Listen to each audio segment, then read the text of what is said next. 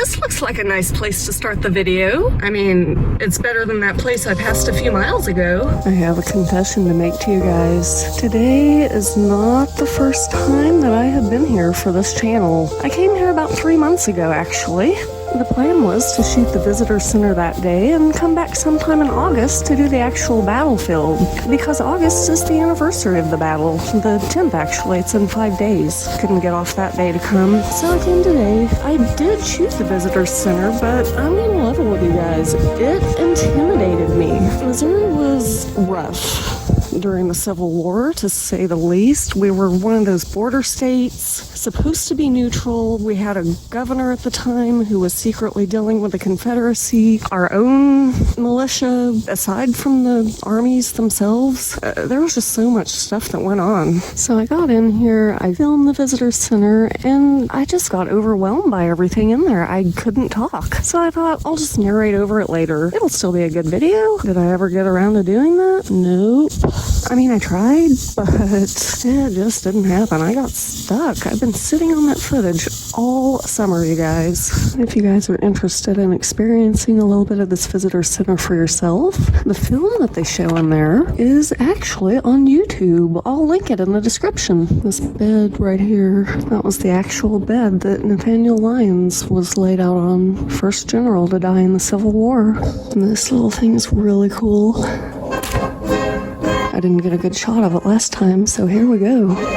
They've had this since 1983. In early August 1861, two armies prepared to fight the second major battle of the Civil War. 5 a.m. The battle began. Lyon's troops encountered a small force of Missouri State Guard cavalrymen and forced them to retreat. When the sounds of battle reached Sigel, he opened a bombardment that drove the Southerners away in a panic. 6 a.m. As Lyons, 1st Kansas, and 1st Missouri crested Bloody Hill, they were slowed by a fire from the Pulaski, Arkansas battery. When Southern cavalrymen attempted to rally, Sigel deployed in Sharp's cornfield and opened fire. For a second time, his bombardment drove his foes away.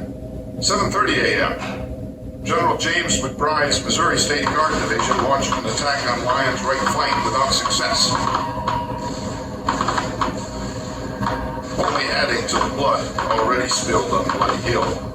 9 a.m.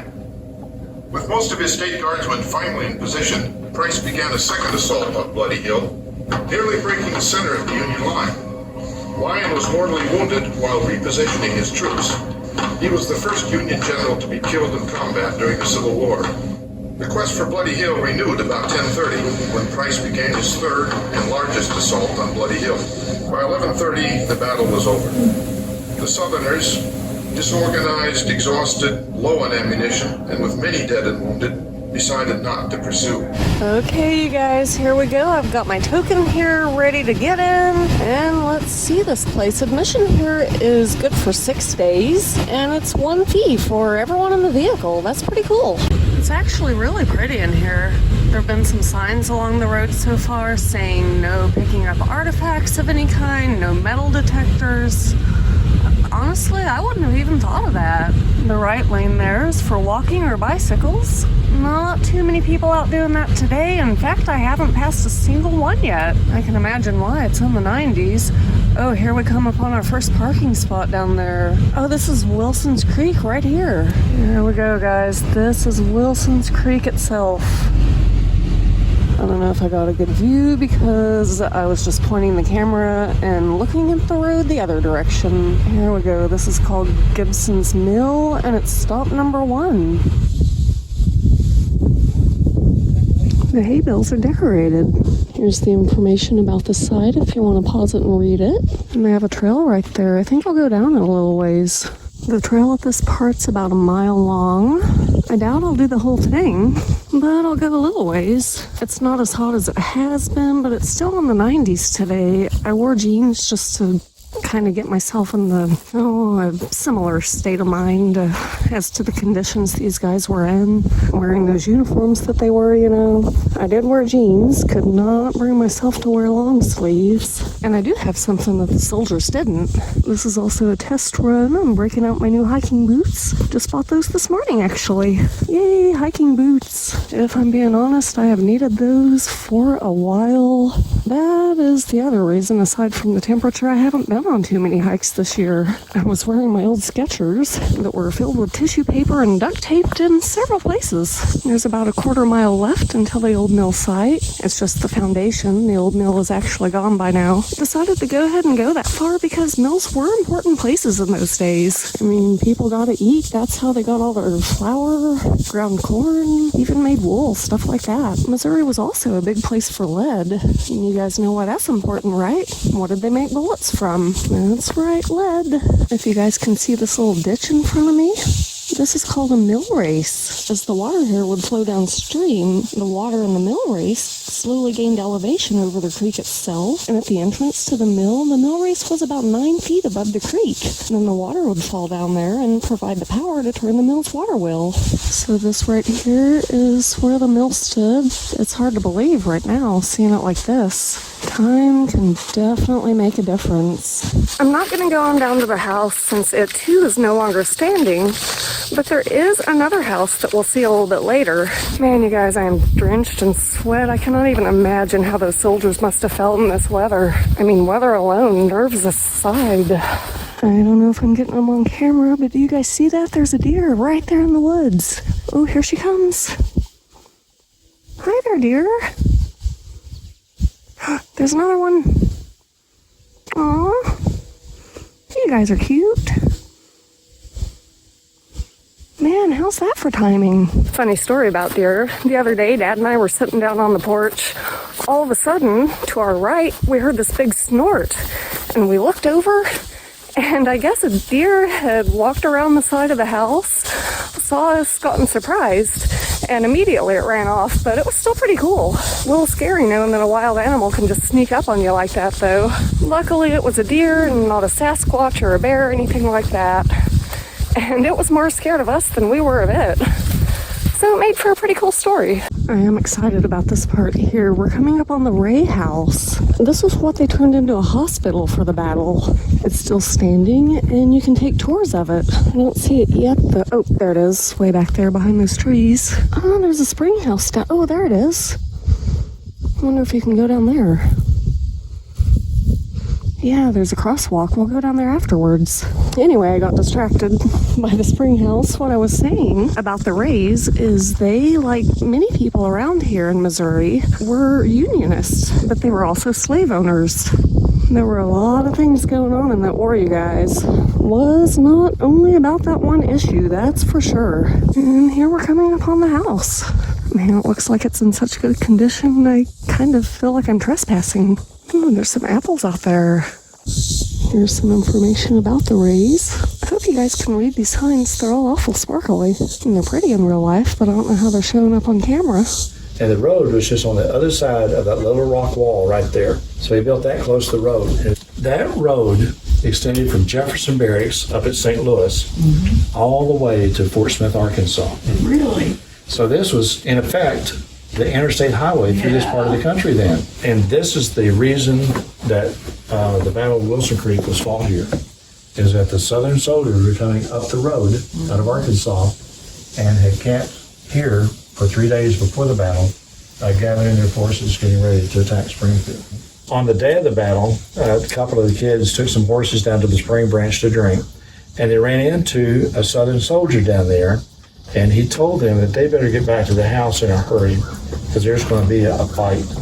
And it scared them, so they rode the horses back to the house, told their parents, scared Mrs. Ray. She started trying to herd all the kids into the cellar. Mr. Ray stayed out on the front porch and watched the battle develop in his cornfield. It's kind of like watching the tornado show up. You know, he was watching the battle. The records say that the first thing that he saw was a black line of troops coming over the hill in his cornfield. And that would have been the federal soldiers in the dark blue uniforms. They ran into 2 units down here from the Southern Army, one from Arkansas and one from Louisiana. And there was a real hard fought battle in that cornfield.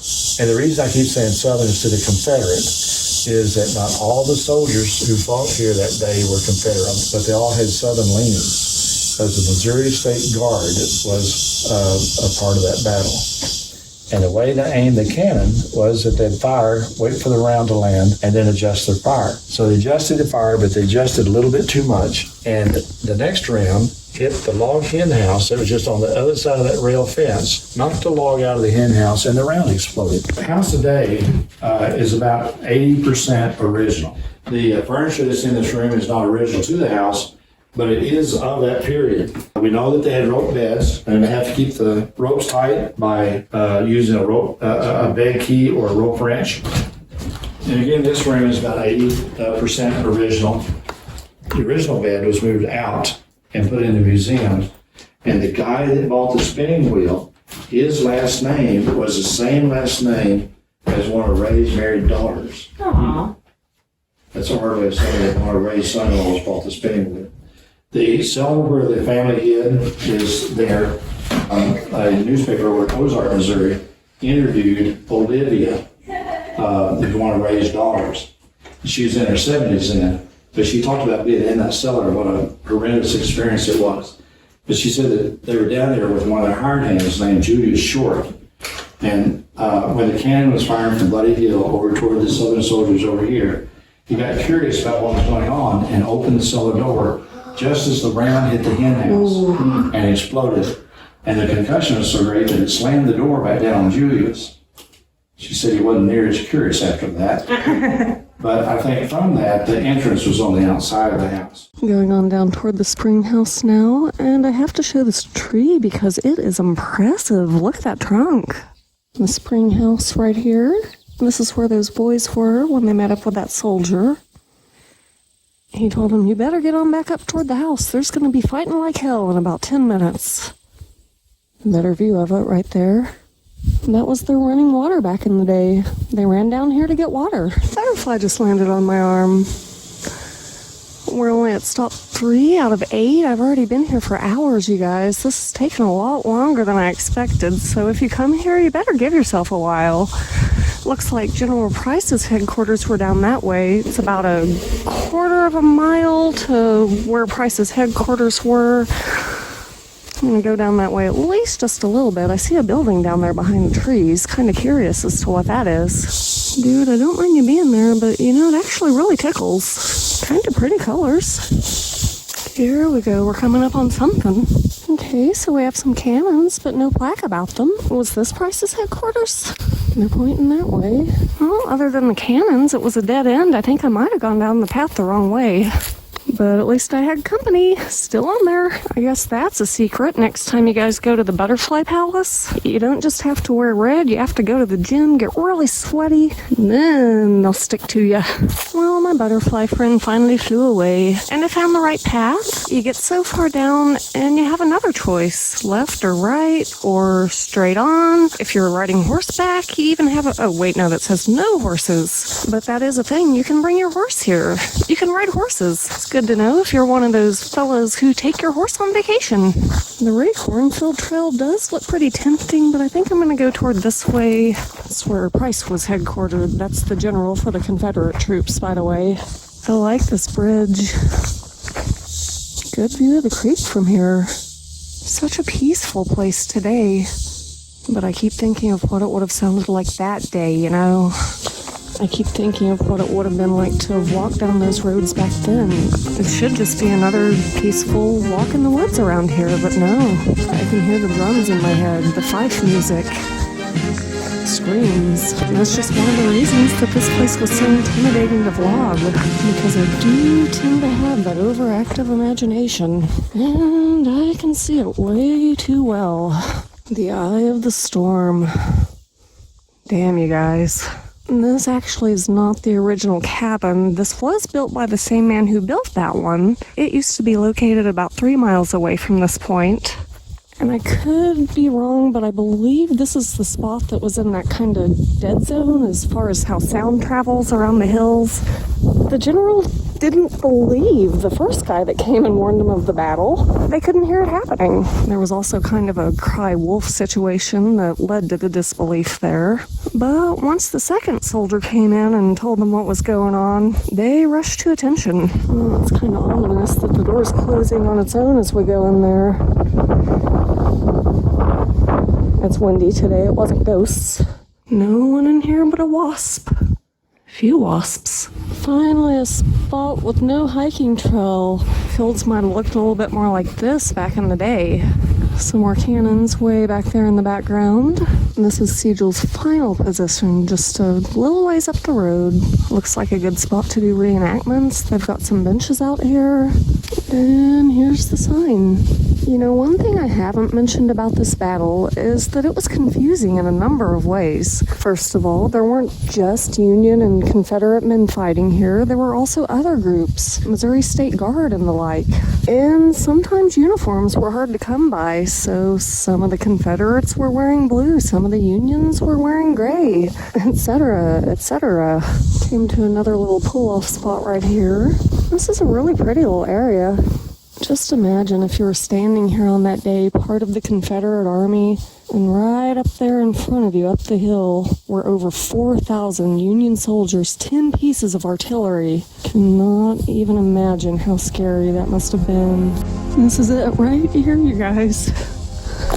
Bloody Hill. It's where the main part of the battle took place. If you can tell, I'm getting a little bit overwhelmed. I mean, in one morning, you guys, over 2,000 men died right here on this hill. You know, before that day, this used to be called Oak Hill. I think I'm starting to regain my composure. I don't know, you guys. Was this the first time I've cried in a vlog? It's like I was saying a while ago. I just picture everything. I mean, geez, you guys, the name Bloody Hill. One of Dad's cats killed a chipmunk in the yard a couple of months ago, and just that one little drop of blood that was out there in the yard from that. It's so vivid, standing out against that green. Not just the blood, the bodies laying all over the place. It's hot out this time of year. Think of how that must have smelled over the next few days. I had to go back up to the top and just be here for a minute. Yeah, this is it. First major battle west of the Mississippi. Bull Run of the West. I think this might be the last stop, but if I'm being honest, I've lost count by now. This is the northern end of Bloody Hill. There's a tractor down there. Oh, it turns out, you know those red, white, and blue coverings on the hay bales? That wasn't done because it was the battle's anniversary or because this is a national park. It just happened to be the kind of wrap that the guy had. But anyway, here's the sign. If you want to read it. If I'm being honest, I'm a little too exhausted by this point to really narrate any more of it. Tough subject matter, you guys. I'm used to doing more happy stuff, upbeat stuff, fun stuff. Oh, I mean, this actually is fun in a historical, sad kind of way. Oh my gosh, seriously? I just passed this trail about 5 seconds ago. How can there already be a spider web in front of it? Ugh. Oh, look at that tree. That's cool, and I didn't get him on video, but there was a huge lizard on it. I'd step around there and try to get a shot of him from the inside, but knowing my luck, there'd probably be a copperhead in there too. Or a nest of seed ticks. I don't have any tape with me to get any of those off today. Man, you guys, that was something. So it turns out that was the last stop, by the way. We're back at the Visitor Center now. Thank you guys so much for joining me. I could definitely use something a little bit more lighthearted after that. So stick around next week when we go to the fair.